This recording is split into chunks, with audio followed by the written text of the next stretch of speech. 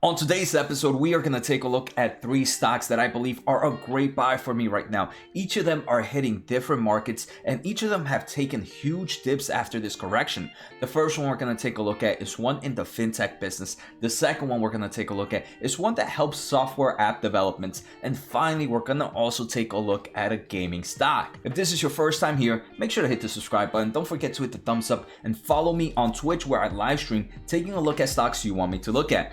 So let's get started. I want to thank The Motley Fool for sponsoring this video. The Motley Fool is a company that provides investing insight and stock recommendations for investors of all skill sets and risk levels. You guys know I love finding new investing tools and resources to help me scout out new growth stocks. And right now I have a discount for one of my favorite services The Fool offers. Through the Motley Fool Stock Advisor service, you get access to a ton of expert stock picks. Every month you'll get 2 picks that are aimed at growing your wealth and to help you realize your financial goals. Stock Advisor's average stock picks have done some crazy returns. If growing your money is something you'd like to do more of this year, you can visit thefool.com/Jose Najarro or click on the link below for access to my special offer and decide if the Stock Advisor is right for you. Thanks again to the Motley Fool, and now back to today's episode. Alright, so the first company we are going to take a look at, Square. They have plenty of products for small to large to medium businesses. So the products they offer, obviously the one that is mainly known is the point of sales. They have kind of hardware that allows you to, if you have a store, a restaurant or something, it allows you to take payments in various forms. Form of terminals, contactless chips, the register, the stands, but they also do a lot more than that. They can, let's say right now with the overall COVID situations, places shut down, they also kind of increased or became more aggressive with their online solutions. If you wanted to make an online store, you can also do that with Square. You can also do appointments, for example. It's another place to manage your money. So instead of just helping businesses, they're now also kind of into the fintech business. You can use like business debit cards. You can do like invoices, virtual terminals. You can even do business loans in Square. For example, here during the COVID situation, PPP loans were also given out through Square. And I think that was a big thing this year because it shows that Square has the potential to become the next big bank. Again, for business, they have plenty of solutions. They can do like payroll services. They can do like time cards and permission, even employee benefits. They also own Cash App, which is more like an investing broker. You can do payments, you can do banking, you can do Cash Card. You can also do investing in both stocks and some form of crypto. The only crypto right now, they have Bitcoin. We've seen a huge growth in this overall user base, or I'm pretty sure most of you guys have heard of more of your friends getting into stocks nowadays. So for those that don't know, Square is traded under the New York Stock Exchange as ticker SQ.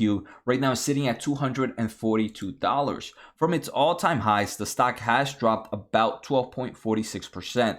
We can see this definitely hasn't seen a big drop. I do believe because many investors also see that it's an opening stock as well. The current market cap is $110 billion. If we take a look in the past 5 years, gross profit for Square has grown about 50% compounded annual growth rate. That is insane. This is a huge growth company. And remember, we're not looking at revenue right now. We're looking at gross profits. And a huge reason for that growth is because of Cash App. A lot more people are entering into this transaction based. And I want to say, Cash App, right? It might seem they make so much revenue from Cash App, but the overall gross profit is very minimal. But we can see overall that gross profit definitely makes a big difference in Square. What I also want to say is, as they're grabbing more customers, it allows them to take more and more market share from banks. So again, this is definitely a company that's gonna revolutionize the whole banking situation. And it seems like they started off with mainly in the seller ecosystem, but now they're really going to enter that overall Cash App or that banking ecosystem, and that's going to be a huge grower for this company. If we take a look at future growth, this company is expected to grow 18.9% on average for the next 3 to 5 years. If we take a look, they are profitable and they do have positive cash flow from operations. Next, if we take a look at their financial health, they also have plenty of cash available to them. They have a nice amount of debt, but remember, they were already profitable. They already have positive cash flow from operations. So it allows me not to be as strict on them on this balance sheet. All right, so the second stock we're going to take a look at is Twilio. They power the future of business communications, enabling phones, voice over internet protocols, and messaging to be embedded into the web, desktop and mobile softwares. What does that mean? They kind of have APIs to kind of integrate with your platforms. They have, for example, SMS text notifications. They have chatbots. They have block spam calls. They have video collaborations. For example, whenever, let's say you order something online and you get a text message that says, hey, your message has been ordered, your product has been ordered, and it will be delivered in blah, blah, blah. And then with this ordering system, you kind of follow this transaction via text messages. Stuff like that is what Twilio does. For example, if some form of application has some form of video integration. Also, let's say you have phone verification. Let's say you go into an app and they need you to read off a code that you get through your phone, through a phone call or something like that. Twilio has those types of products. And the best thing about Twilio is it's already built for you, because if not, software engineers or whoever's coding your application would have to build this from scratch. So if we take a look at their most recent earnings, their revenue was up 65% compared to the same time last year, and this was for quarter 4. But for the full year of 2020, their revenues were up 55% compared to the same time last year. They also gave a very strong guidance for the next year. Next year, they expect about 44 to 47% year-over-year revenue growth. One of the things we're going to see that I'm not too bullish about this company, or one of the bearish side of it, is they're still not profitable. So Twilio is traded under the New York Stock Exchange as ticker TWLO. This is right now sitting at $369.03.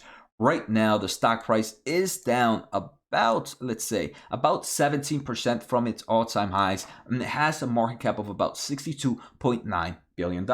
If we take a look at future growth, analysts expect this company to grow 22.4% on average for the next 3 to 5 years. Like I mentioned, they're not profitable right now, but they are positive in cash flow from operations, which is something good. If we take a look at their financial statement, they're also looking pretty good. They have a lot of cash and very low amount of debt. So what does this mean? Even if interests start to go up, right, this company has plenty of cash to continue to run its operation from its everyday balance sheet. And if they wants to make acquisitions, it doesn't have to borrow money. It has plenty of cash to do that. The third stock we are going to take a look at is Gravity. This is a Korean-based gaming company. So if we take a look at Gravity, one of the biggest downside I want to say that many people talk about is their real IP only comes from one platform, and that's Ragnarok. Ragnarok, they have plenty of games in both online and as well as mobile games. Like I mentioned, right now they are mainly in just Korea, but they are expanding into new markets. We can see they're expanding into Japan. For example, Taiwan is a big one, Indonesia, Vietnam, and we're seeing this a lot of Southeast Asia companies are seeing huge growth right now. The great thing is most of these games are mobile games, and I'm very, very bullish in the overall gaming industry, especially in the mobile gaming industry. If we take a look at the past 5 years, this company's revenue growth has grown dramatically, as well as its operating profits. Gravity is profitable and they do have positive cash flow from operations. Fundamentally, this company is in a very strong place. They have plenty of cash and they have no debt to their name at the moment. So Gravity is traded under the Nasdaq as ticker GRVY and is currently sitting at $133. It is down over 38% from its all-time highs, and it has a market cap of about $927 million. Now let's talk about all three companies. First, we can see they're all hitting different markets. So just looking at the price to sales valuation, it's something I wouldn't recommend.